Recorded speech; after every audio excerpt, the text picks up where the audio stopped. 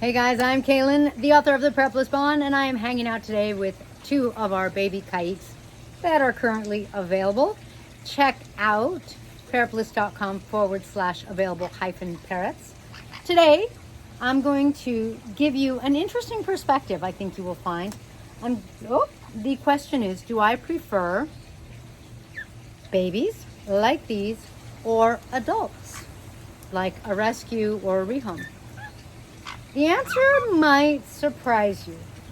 All right, so like I said, I am the author of the Parrot, Bliss, and several other books. If you have been watching my videos, if you are new to parrots and you are looking at getting a parrot, then you're in the right place. I aim to give you a really good perspective on what it's like so that you can have the most blissful bond when you bring home either your baby or your adult parrot. Now, some people will tell you that baby parrots are easier to bond with. You're going to create a stronger bond. That's not untrue.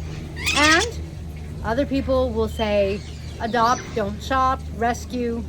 There's not a cute little rhyme that I know of for the rescue one. Which do I prefer and why? Well, here's the thing. Look at these babies. They are uninhibited. They have been raised by yours truly with so much love and care that they feel comfortable getting on my head. I'm kind of joking. Parrots like to get on heads. And it's actually a really good example of one reason why I actually kind of prefer to rescue sometimes or rehome. Now, honestly, I have enough parrots since I have over 22 species of parrots. And I have enough experience that I will tell you that, for example, a parrotlet, I think I'd rather get as a baby, although someone gave Dawn to me, asked if I could, where did you go? I name my babies, I want them to feel loved. This is Tawny, and that there that just went down, oh, she just flew back up. I say she, I don't really know. That is Cora, which is short for corazon, which is Spanish for heart, because she has this little spot on her head that just is a little bald spot, and when she was really little it looked like a heart. Why is it bald? I don't know. Because no one's perfect. Hi, sweetie. Hi, Tawny. Hi. Okay, so when you bring home that itty bitty baby, it's true, they're uninhibited like these guys. They're happy. They are looking to bond. They are not just aware, but they just recently became aware sort of more than just like I'm hungry or maybe temperature sensitivity. They recently took it up to a level of not only seeing whoever's feeding them, but the next level is kind of like registering who's feeding them, becoming aware of how I feed them so that when they see the feeding syringe, they start to get really excited. When they hear my voice, they know I mean food is coming. Like they're starting to make other associations, but they don't have any negative associations yet. That is the magic of babies. They're like, you are the bomb. And is there anything better than any creature feeling like you are the bomb? No, not really. That's like the best. Hi, Tawny.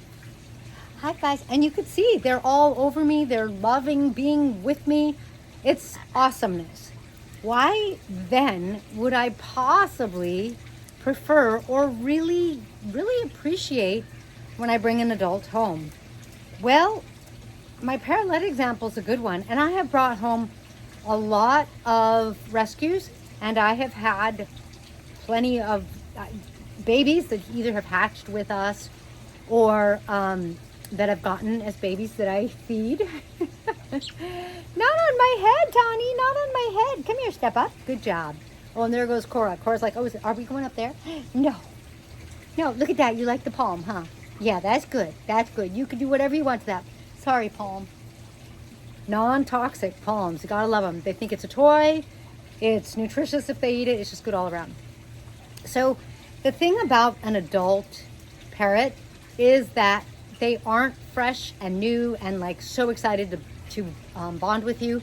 If they choose you, they might think you're the bomb. They probably do if they choose you. If not, you do have to build a relationship with them. And depending on the parrot and their experiences, it could take a day for them to think you're the bomb, or it could take 10 years. 10 years might be exaggerated some, but at least a couple. In a case where you bring home an Amazon who was yelled at because they are loud, that's what they are. It's not because they're mad at you, mean, ungrateful, nothing like that. That's what they are. And so a lot of people bring home a beautiful, wonderful Amazon that will learn to talk when it's given love and spoken to a lot. You know, you need to spend a lot of time and a lot of time talking.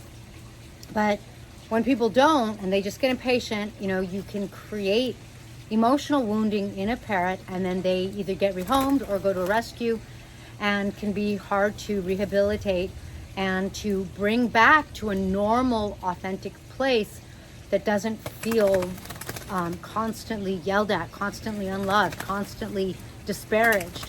So yes, babies have the advantage that they aren't like that. Adults have the disadvantage that you don't really know what they're going to be like until you bring them home. Some rescues let people come and visit and come and visit and come and visit and spend a couple hours and a couple hours. In that case, you'll probably get to know them. I still maintain that when they get home, their personalities could be a little different. Hi. Hi. Hi, Tawny. Oh, yes, we don't need earrings, Tawny. And there she goes, again, on my head. But the thing about it is, I don't work at a rescue. I can't say.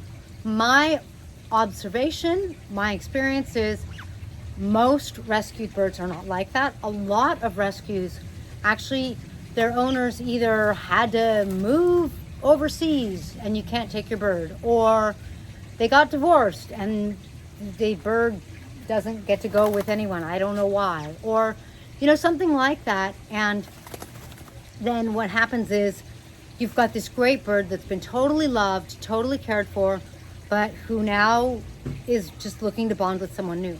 So a lot of rescues are actually fantastic birds, and the thing about them is they've already figured out that like they kind of know how, they know everything. They know how to feed themselves. They know when to bite. They know when not to bite. We have adults that we've brought home that have never bitten. They know. They understand how to relate to humans. They already have figured out a lot of our quirks. Parrots are actually really good at kind of working around us. We don't speak their language. They speak ours, sometimes literally. We don't conform to their schedule. They pretty much conform to ours. You know, so they're actually in a way very flexible, and when you can meet them at their level, that's great. But when you get an adult, they've already figured all of that out. For example, these guys, they're almost weaned, and so they have already kind of gotten good at the feeding schedule.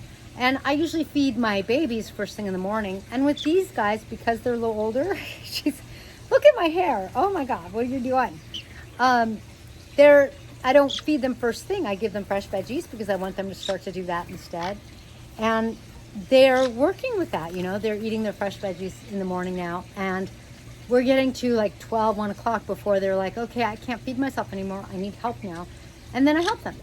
So that's, you know, it's just a little easier on you when you adopt an adult, if you ask me. But the parrots that I've had since they were babies, it's like our souls are bonded. It is a different experience. It's just, I already put a lot of time and energy in.